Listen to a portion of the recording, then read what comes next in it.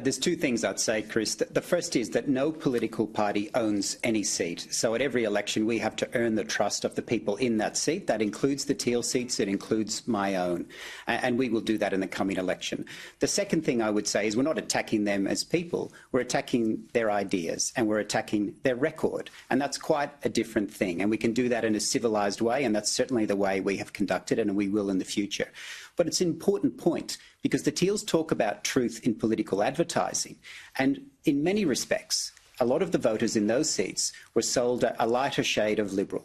That's what they were sold. But when you look at their record and the amount of times they align not just with Labor but with the Greens, that is something that the voters in those seats are entitled to know, and that's what we're doing in the coming weeks and months. Well, good on you. I mean, I think it's important. I've been saying this since before the last election, that they're a fraudulent movement for two reasons. One is because they pretended not to be a party when, in effect, they act like a political party.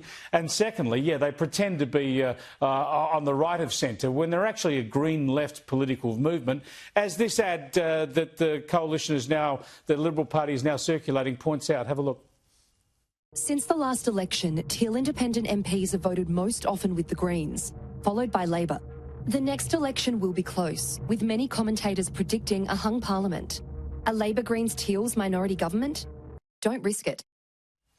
Yeah, it's the right debate to have. It's a good attack, political attack, as you say, on the policies involved. But I suppose when you put it that way too, Keith, it underscores the battle you've got ahead of yourselves as the coalition parties because you're battling Labor, the Greens and the Teals.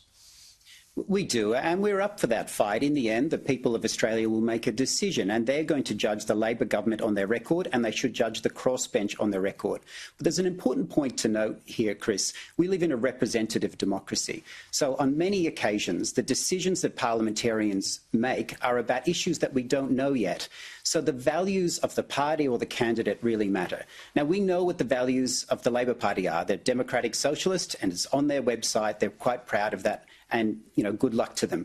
But we also know what the values of the Liberal Party are. We believe in individual freedom, free enterprise and families. And those are the values that guide us in decisions that are uncertain and that haven't occurred yet.